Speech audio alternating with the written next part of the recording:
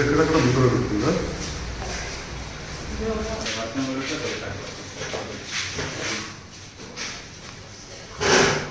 అక్కడ వరకు మనం ఇస్తాం.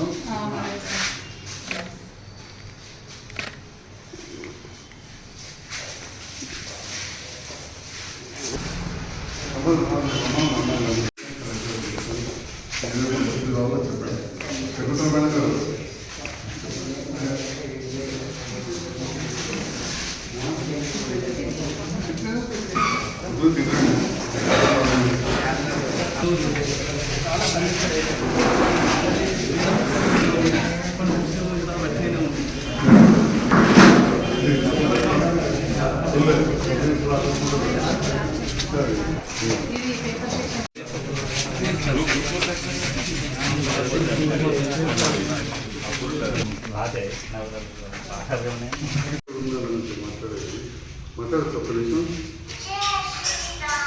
ఈ సూర్యాపేటలో బస్సీపోలో పెన్షన్ అయితే జయించాలి ఏంటంటే బస్సీపో ముందుట ఒక రేట్ల స్టేట్ వేసుకుని ఉంది పెన్షన్ 60 మంది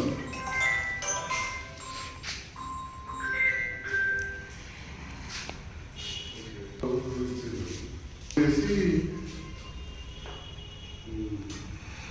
ఒక అవగాహనతో మొదటి నుంచి కూడా ఒక రాజకీయ కుటుంబానికి తెలిసిన ఎవరిని నేను చెప్పదలుచుకోలేదు. మీరు రాజకీయ నాయకులు అంటే చెప్తారు తన సైడ్కి వెళ్ళిందని.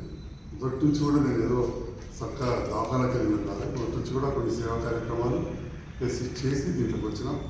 అందరి ఆదరాభిమానాలు కొంత చాలా చోట్ల ప్రభుత్వం ఒక వ్యతిరేకంగా ఉన్నా కానీ ఇక్కడ నన్ను ఆదరించింది. చరిత్ర పెట్టడంలో ప్రతి వార్డు నాకు నేను నచ్చింది. అన్ని కులాలు అన్ని మతాల వాళ్ళు ఆదరించారు. అలాంటి సందర్భంలో ఎక్కడైనా భారతదేశమే పేద దేశం. 80% మంది పేదవాళ్ళే ఉంటారు. ఇంకో 10% మంది ఉన్నా కానీ బీపీఎల్ కార్డు తీసుకుంటారు. కాబట్టి దాదాపు 75% పేదవాళ్ళు. అందులో మీరు కూడా ఇళ్లలో వసతి లేక కొందరు వస్తారు. వసతి ఉన్నా కానీ అక్కడికి ఇంటికి గ్రంథాలయం చదివేదానికి చాలా తేడా. నేను ఇవాళ డాక్టర్ అయినా అంటే సక్సెస్ఫుల్ డాక్టర్ అయినా అంటే కారణం లైబ్రరీ అని చెప్తాను. ఎందుకంటే మొదటి నుంచి కూడా నేను బాగా తిరుగుడు ఫ్రెండ్స్ ఎక్కువ. సో చదివేంతనో ఆటలు ఇవి చాలా ఎక్కువ. సినిమాలకు పాటలు లేవు, ఆటలు గేమ్స్. సిద్ధార్థ మెడికల్లో కూడా స్పోర్ట్స్ సెంటర్ చేసి ఇక్కడ కూడా ఎప్పుడు గ్రౌండ్లో పెట్టారు. హాస్పిటల్ మాకు హాస్పిటల్ ఎక్కువ ఉంటుంది. టీచర్ ఒకగానే 5 నుంచి రాత్రి 10 గంటల వరకు 9:30 వరకు ఉంటుంది. ఇక బంద్ చేస్తున్నారు నాకు. అప్పుడు వచ్చి భోజనం తీసుకుంటారు. అంటే ఎందుకంటే ఒక ప్రశాంతమైన వాతావరణం ఉంటుంది, డిసిప్లిన్ ఉంటుంది.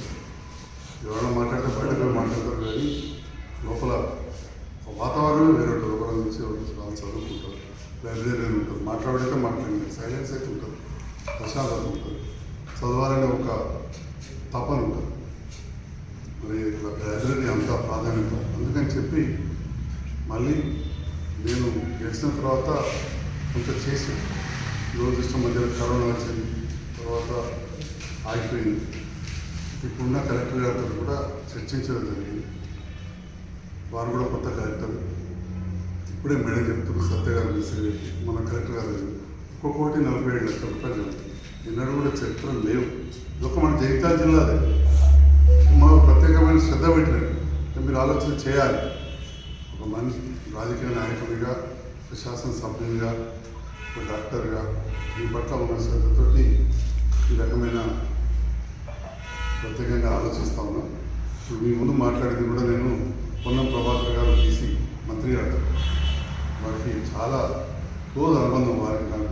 ఇక్కడ మా తాతగారు కూడా ట్రాన్స్పోర్ట్ మినిస్టర్, ఎన్ఎస్సీ ప్రెసిడెంట్, ఒక ఎంపీ ఉన్నాడు, పార్లమెంట్ మెంబర్ లేడు. కానీ నాకు తెలుసు బాగా.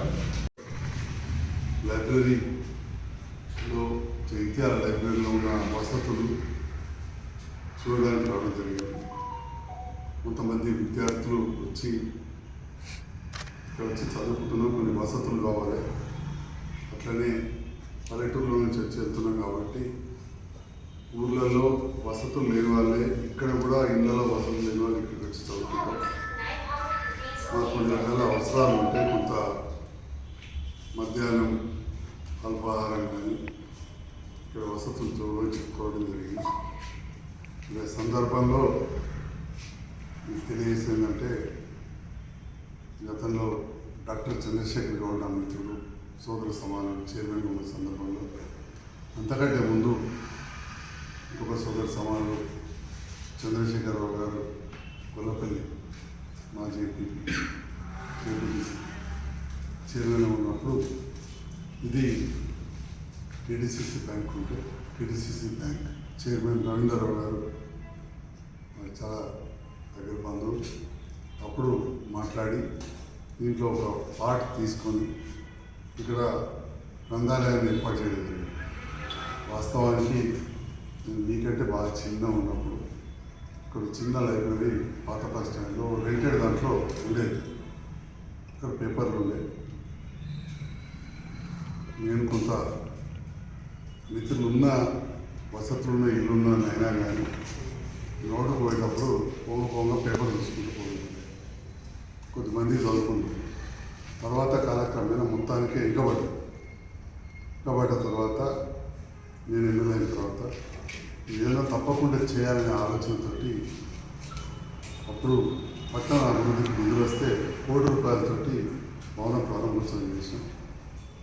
27 లక్షలు మంజూరైన కాంట్రాక్టర్ కొద్దిగా ఎక్కువ డబ్బులు ఖర్చు పెట్టుకుని బిల్లు రాకపోతే ఆపేసి స్థలం కూడా ఎలాంటి డిస్టర్బెన్స్ లేకుండా మంచి 3 దిక్కుల రోడ్డు విశాలంగా ఉండేది.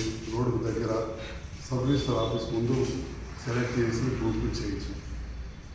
దురదృష్టం ఇక రకరకాల రాజకీయ కారణాల వల్ల ఒక 8 నెలలు నాకు దూరమైంది ప్రభుత్వానికి. ముందేమో ఎలక్షన్లు ఉన్నాయి. ఇప్పుడు రేవంత్ రెడ్డి గారు ప్రభుత్వం దగ్గర ఉంది. తప్పకుండా ఆ బిల్డింగ్ పూర్తి చేస్తాం.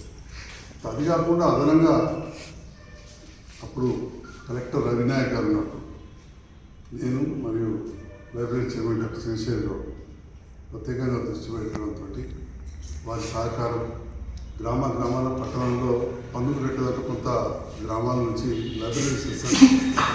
ఇది మనకు రాజ్యాంగబద్ధంగా చట్టంలో ఉంది, కానీ ఎవరు కూడా పట్టించుకోలేదు. దీని మీద నేను ప్రత్యేకమైన శ్రద్ధ పెట్టడంతో 2019-2020 అంటే నేను గెలిచిన తర్వాత కరోనా వచ్చే మధ్యలో ఆ సందర్భంలో పెద్ద మొత్తంలో మనం కలెక్ట్ చేసాం. ఈ లోపల కరోనా వచ్చింది, అన్ని బంద్ అయిపోయింది. కరోనా పోయిన తర్వాత కొన్ని యూజ్ చేసి చెరువులు, సారంగాపూర్ గ్రామాల్లో కూడా కొన్ని గ్రంథాలయాలు ఓపెన్ చేసాం. వీర్పూర్ అట్లనే కొన్ని మండలాల్లో కూడా అప్పుడు డాక్టర్ చంద్రశేఖర్ కూడా మీరంతా సబ్మిట్ చేసి సోదరుడు సుధాకర్ కూడా బాగా తెలిసిన విషయంలో మళ్ళీ ఈ మధ్య మీరు అన్ని చూస్తున్న వార్తలు విమర్శిస్తారు, మెచ్చుకుంటారు. మన ఆత్మసాక్షిగా ప్రజలకు ఏదో చేయాలనుకుంటే ప్రభుత్వంతో రోజు కొట్లాడుకుంటా తహసీల్ చౌరస్తా అక్కడ ధర్నా చేసుకుంటే కూడా రోజు పేపర్ మన హాస్పిటల్ ఎక్కువ టీచర్ ఒకవేళ 5 నుంచి రాత్రి 10 గంటల వరకు 9:30 వరకు ఉంటుంది. ఇంకా బంద్ చేస్తున్నారు నాకు. అప్పుడు వచ్చి భోజనం చేసుకుంటారు. అంటే ఎందుకంటే ఒక ప్రశాంతమైన వాతావరణం ఉంటుంది, డిసిప్లిన్ ఉంటుంది. ఎవరైనా మాట్లాడితే బయటకు మాట్లాడతారు, కానీ లోపల వాతావరణమే వేరే ఉంటుంది. ఒకరి నుంచి వాళ్ళు చదువుకుంటారు, లైబ్రరీ ఉంటుంది, మాట్లాడితే మాట్లాడింది, సైలెన్స్ అయితే ఉంటుంది, ప్రశాంతత ఉంటుంది, చదవాలనే ఒక తపన ఉంటుంది. మరి ఇట్లా లైబ్రరీ అంత ప్రాధాన్యత. అందుకని చెప్పి మళ్ళీ నేను గెలిచిన తర్వాత కొంత చేసాను. దురదృష్టం మధ్యలో కరోనా వచ్చింది, తర్వాత ఆగిపోయింది. ఇప్పుడున్న కలెక్టర్ గారితో కూడా చర్చించడం జరిగింది. వారు కూడా కొత్త కలెక్టర్. ఇప్పుడే మేడం చెప్తున్నారు, సత్య గారు మెసేజ్ పెట్టి మన కలెక్టర్ గారు ఒక్కొక్కటి 47 లక్షల రూపాయలు జరుగుతుంది. ఎన్నడూ కూడా చరిత్రలు లేవు.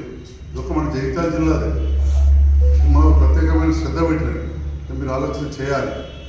ఒక మనిషి రాజకీయ నాయకుడిగా, శాసనసభ్యునిగా, ఒక డాక్టర్గా మీ పట్ల ఉన్న శ్రద్ధతోటి ఈ రకమైన ప్రత్యేకంగా ఆలోచిస్తూ ఉన్నాను. ఇప్పుడు మీ ముందు మాట్లాడింది కూడా నేను పొన్నం ప్రభాకర్ గారు DC మంత్రి గారు. వారికి చాలా క్లోజ్ అనుబంధం వారికి నాకు. ఇక్కడ మా తాతగారు కూడా ట్రాన్స్పోర్ట్